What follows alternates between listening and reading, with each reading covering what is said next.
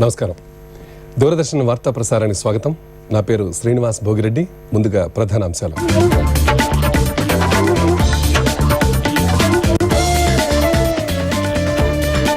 లోక్సభకు ఆర్థిక సర్వేను సమర్పించిన చిదంబరం వచ్చే ఆర్థిక సంవత్సరంలో ఆర్థిక వ్యవస్థ పెరుగుదల 6.7% వరకు ఉండగలదని అంచనా.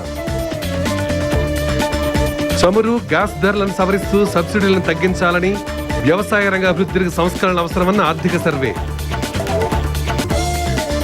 రాష్ట్రపతి ప్రసంగానికి ధన్యవాదాలు తెలిపే తీర్మానంపై లోక్సభలో చర్చ ప్రారంభం. విదేశాల్లో పనిచేస్తున్న భారతీయుల రక్షణకు ప్రభుత్వం కృషి. నీటి విడుదలలో మంచినీటికే తొలి ప్రాధాన్యత ఇవ్వాలని కిరణ్ కుమార్ రెడ్డి ఆదేశం. వేసవిలో జంట నగరాలకు మంచినీటి సమస్య ఉండబోదన్న ఇంజనీర్ ఇన్ చీఫ్. ఇక వివరాలు చూద్దాం. ఆర్థిక మంత్రి పి చిదంబరం ఈరోజు లోక్సభకు ఆర్థిక సర్వేను సమర్పించారు.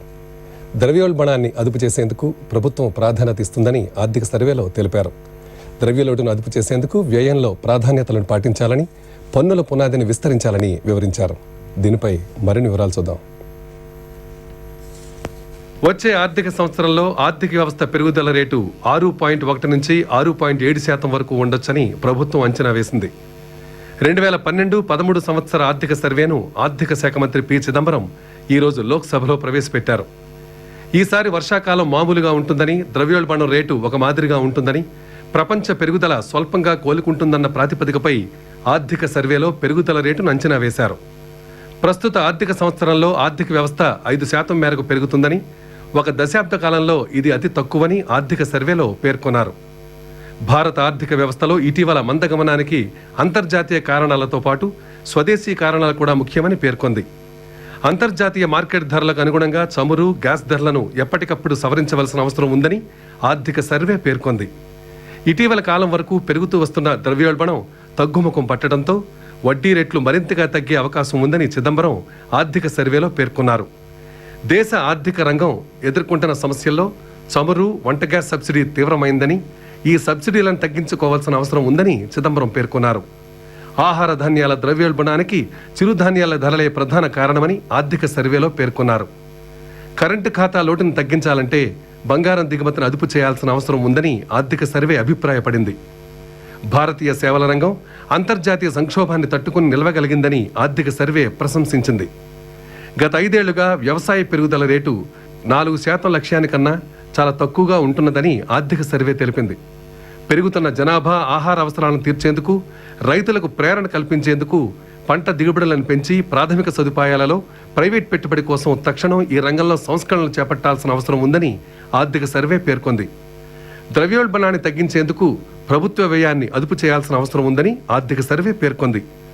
ఆర్థిక మందగమనం వల్ల పన్నుయేతర ఆదాయాలు లక్ష్యానికన్నా తక్కువగా ఉన్నాయని వివరించింది. ప్రస్తుత ఆర్థిక సంవత్సరంలో స్థూల స్వదేశీ ఉత్పత్తి జీడీపీలో ద్రవ్యలోటును 5.1%గా ప్రభుత్వం పరిమితం చేసింది. అయితే పెరుగుతున్న వ్యయం, తగ్గుతున్న ఆదాయ వసూళ్ల దృష్ట్యా చిదంబరం దీనిని మరింత వాస్తవిక స్థాయి 5.3%కి పెంచారు. వచ్చే ఆర్థిక సంవత్సరంలో ద్రవ్యలోటును 4.8%కి తగ్గిస్తామని ఆర్థిక మంత్రి ప్రతిపాదించారు. నికర ఎగుమతులు తగ్గుముఖం పట్టడంతో విదేశీ మారక ద్రవ్యంలో చెల్లింపులపై ఒత్తిడి పెరుగుతున్నదని ఆర్థిక సర్వే వివరించింది. విదేశీ మారక ద్రవ్య నిల్వలు మాత్రం నిలకడగా 295.6 బిలియన్ల అమెరికా డాలర్లలో డిసెంబర్ నాటికి ఉన్నాయని ఆర్థిక సర్వే వెల్లడించింది. 2012 మార్చి చివరి నాటికి ముగిసిన 5 ఏళ్ల కాలంలో దేశంలో పీక్ విద్యుత్ కొరత 9% ఉందని తెలిపింది. 11వ పంచవర్ష ప్రణాళిక కాలంలో దాదాపు 55,000 మెగావాట్ల స్థాపక సామర్థ్యాన్ని కొత్తగా చేర్చినప్పటికీ 9% పీక్ కొరత ఉందని వివరించింది. 12వ ప్రణాళిక కాలంలో 88,537 మెగావాట్ల స్థాపక సామర్థ్యాన్ని చేర్చాలని నిర్ణయించినట్టు తెలిపింది. Bureau report, Doordarshan news. Augusta హెలికాప్టర్ల కొనుగోలు వ్యవహారంపై సంయుక్త పార్లమెంటరీ సంఘంతో విచారణ జరిపించాలని ప్రభుత్వం ప్రతిపాదించింది. ఈ మేరకు పార్లమెంటరీ వ్యవహారాల శాఖ మంత్రి కమల్నాథ్ ఈరోజు రాజ్యసభలో ఒక తీర్మానాన్ని ప్రతిపాదించారు. ఈ తీర్మానాన్ని వ్యతిరేకిస్తూ ఎన్డీఏ భాగస్వామ్య పక్షాలు టీఎంసీ, టీడీపీ సభ నుండి వాకౌట్ చేశాయి. ఈ వ్యవహారం వెలుగులోకి రాగానే ప్రభుత్వం విచారణకు ఆదేశించిందని రక్షణ శాఖ మంత్రి ఏకే ఆంటోనీ చెప్పారు. దీనిపై క్షుణ్ణంగా దర్యాప్తు జరుగుతున్నదని, ఏ వ్యవహారంలో అభిషేక్ వర్మను అరెస్ట్ చేసినట్టు ఆయన జైలులో ఉన్నారని మంత్రి చెప్పారు. ఈ వ్యవహారంలో దోషులు ఎవరైనా వదిలేది లేదని, ఏ సంస్థకి ఇందులో భాగస్వామ్యం ఉన్నా దానిని బ్లాక్ లిస్ట్ లో పెడతామని ఆంటోనీ చెప్పారు. ఈ కుంభకోణం పట్ల తాను సిగ్గుపడుతున్నానని అన్నారు. ఈ కుంభకోణం మూలాలు తెలుసుకోవాల్సిన అవసరం ఉందని, తప్పు చేసిన వారిని శిక్షిస్తామని మంత్రి చెప్పారు. పార్లమెంట్ ఉభయ సభలను ఉద్దేశించి రాష్ట్రపతి ప్రణబ్ ముఖర్జీ చేసిన ప్రసంగానికి ధన్యవాదాలు తెలిపే తీర్మానంపై లోక్సభ ఈరోజు చర్చను చేపట్టింది. కాంగ్రెస్ సభ్యుడు పిసి చాకో చర్చను ప్రారంభిస్తూ దేశ ఆర్థిక మందగమనాన్ని పరిష్కరించేందుకు యూపీఏ ప్రభుత్వం చేస్తున్న కృషిని అభినందించారు. అంతర్జాతీయ ఆర్థిక మందగమనం పూర్వరంగంలో భారత్ ద్రవ్య రంగం బాగా పనిచేస్తుందని ఆయన అన్నారు. ప్రత్యక్ష ప్రయోజనాల బదిలీ పథకం వల్ల పింఛన్లు, స్కాలర్షిప్లు, ఇతర ప్రయోజనాలను పొందడంలో ప్రజలకు ప్రయోజనం చేకూరుతుందని ఆయన అన్నారు. మహాత్మా గాంధీ జాతీయ గ్రామీణ ఉపాధి హామీ పథకం వంటి పేదరిక నిర్మూలన చర్యలను ప్రభుత్వం అనేకం తీసుకుందని చాకో చెప్పారు.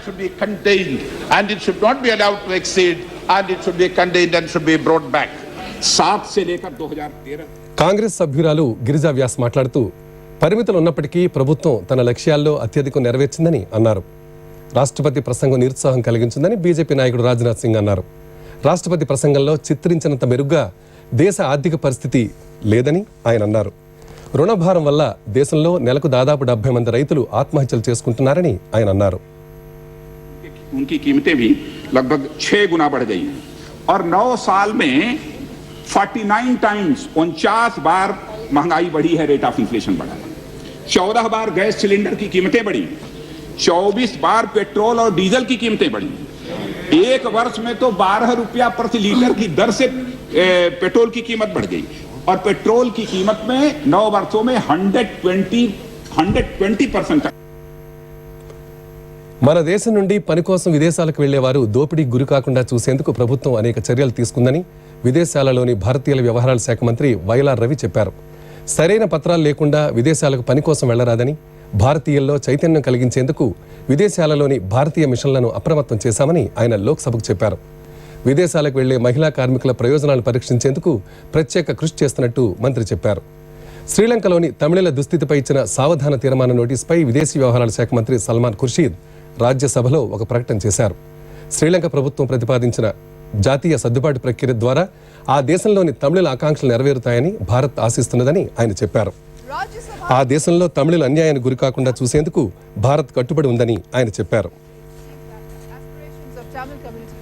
టిబెట్ స్వయం నిర్ణయాధికార ప్రాంతంలో బ్రహ్మపుత్ర నదిపై చైనా మరో 3 జల విద్యుత్ ప్రాజెక్టులను నిర్మించ తలపెట్టిందని భారత్కు తెలుసునని విదేశీ వ్యవహారాల శాఖ మంత్రి సల్మాన్ ఖుర్షీద్ తెలిపారు. ఈ రోజు లోక్సభకు ఇచ్చిన ఒక లిఖిత పూర్వక సమాధానంలో బ్రహ్మపుత్ర నదీ జలాల వినియోగానికి నిర్ధారిత హక్కులున్న దిగువ పరివాహక దేశంగా భారత్ ఆందోళనలను చైనాకు అత్యున్నత స్థాయిలో తెలియజేసినట్టు ఆయన వివరించారు. ఎగువ పరివాహక ప్రాంతాలలో తన నిర్మాణ కార్యకలాపాలతో దిగువ పరివాహక దేశాల ప్రయోజనాలకు హాని కలగకుండా చూడాలని చైనాను భారత్ కోరిందని ఆయన పేర్కొన్నారు. మందకొడిగా పెరుగుతున్న ఆర్థిక వ్యవస్థ పెరుగుదలకు ఊతమిచ్చేందుకు ఆర్థిక శాఖ మంత్రి పి చిదంబరం రేపు లోక్సభలో ప్రవేశపెట్టే సాధారణ బడ్జెట్లో అనేక ప్రతిపాదనలు చేసే అవకాశం ఉంది. 2013-14 సంవత్సరం బడ్జెట్కు ఆయన తుది మెరుగులు దిద్దుతున్నారు. కొత్త బడ్జెట్లో తమ ఆకాంక్షలు నెరవేర్చేందుకు ఆర్థిక మంత్రి ప్రతిపాదనలు చేస్తారని వివిధ వర్గాల ప్రజలు ఆశిస్తున్నారు. వారి అభిప్రాయాలను దూరదర్శన్ సేకరించింది. వివరాలు చూద్దాం. ముఖ్యంగా ధరల నియంత్రణ మరియు ట్యాక్స్ పాలసీ, అదేవిధంగా పెట్రోలియం ఉత్పత్తులు, పెట్రోలియం ధరల యొక్క నియంత్రణ, ఇవి ముఖ్యమైనటువంటి అంశాలు. ఇవి మొత్తం ఇంటర్నేషనల్ మార్కెట్తోని ఉన్నమైనప్పటికీ వీటిని మనం జాగ్రత్తగా చూసుకుంటే నివారించవచ్చు.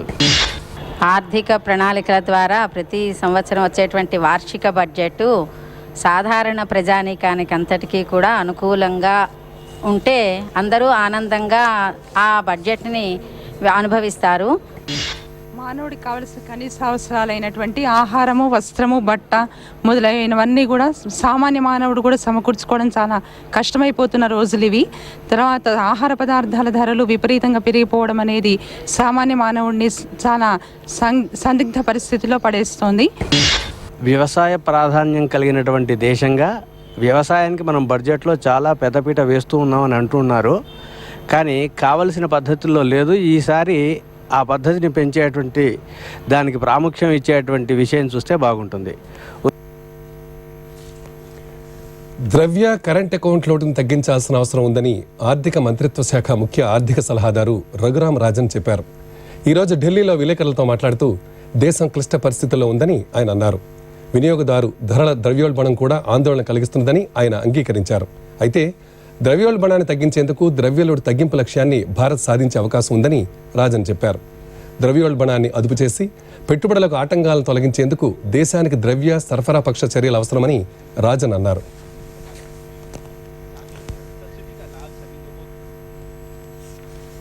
నడిపే వారికి రోడ్డు భద్రత కోసం ఒక తప్పనిసరి నియమం ఒక మంచి దృఢమైన హెల్మెట్ పెట్టుకుని డ్రైవ్ చేయడం.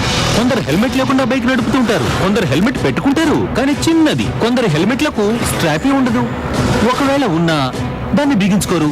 మరి మేము వాళ్ళని ఈ నిర్లక్ష్యానికి కారణం అడిగితే మెయిన్ రోడ్కి వెళ్ళాక పెట్టుకుంటాను, క్యాప్ లాడితే ఏంటి, పోలీసులు తప్పించుకోవచ్చుగా.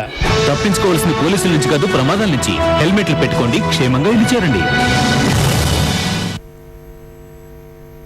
కోల్కతా నగరంలోని సీల్డా ప్రాంతంలో ఉన్న సూర్యసేన్ మార్కెట్లో ఈ తెల్లవారుజామున జరిగిన భారీ అగ్ని ప్రమాదంలో మృతుల సంఖ్య 19కి చేరింది.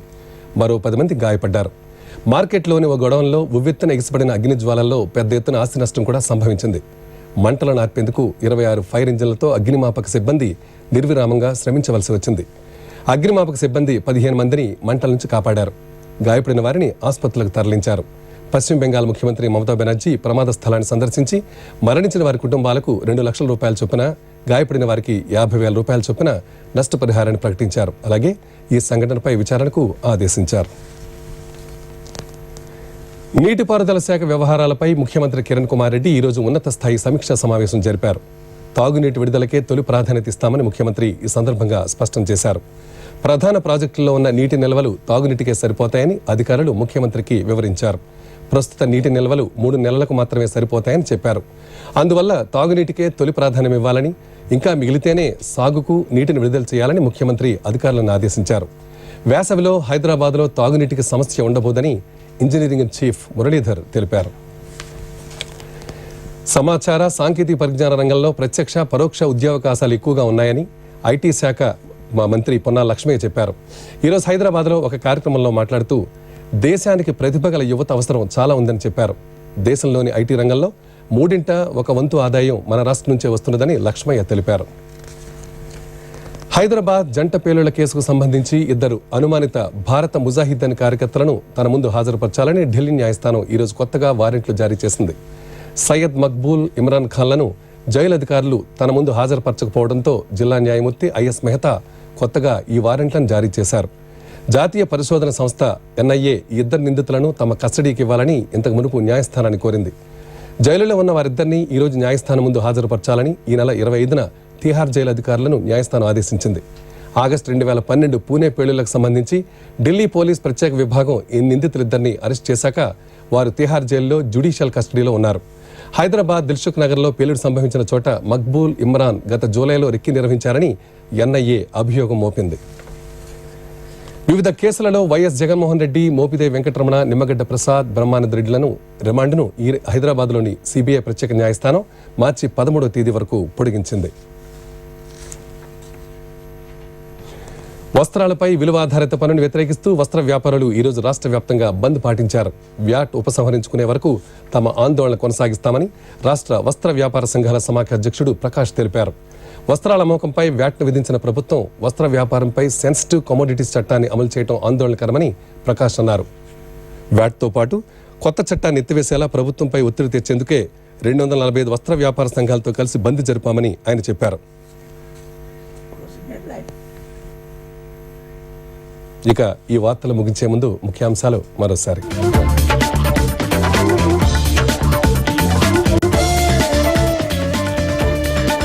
లోక్సభకు ఆర్థిక సర్వేను సమర్పించిన చిదంబరం వచ్చే ఆర్థిక సంవత్సరంలో ఆర్థిక వ్యవస్థ పెరుగుదల 6.7% వరకు ఉండగలదని అంచనా. చమురు, గ్యాస్ ధరలను సవరిస్తూ సబ్సిడీలను తగ్గించాలని, వ్యవసాయ రంగ అభివృద్ధికి సంస్కరణలు అవసరమన్న ఆర్థిక సర్వే. రాష్ట్రపతి ప్రసంగానికి ధన్యవాదాలు తెలిపే తీర్మానంపై లోక్సభలో చర్చ ప్రారంభం. విదేశాల్లో పనిచేస్తున్న భారతీయుల రక్షణకు ప్రభుత్వం కృషి. నీటి విడుదలలో మంచినీటికే తొలి ప్రాధాన్యత ఇవ్వాలని కిరణ్ కుమార్ రెడ్డి ఆదేశం. వేసవిలో జంట నగరాలకు మంచినీటి సమస్య ఉండబోదన్న ఇంజనీర్ ఇన్ చీఫ్. ఈ వార్తలు ఇంతటితో సమాప్తం. తిరిగి రాత్రి 9 గంటల ప్రసారం వార్తల్లో మళ్ళీ కలుసుకుందాం. అంతవరకు సెలవు. నమస్కారం.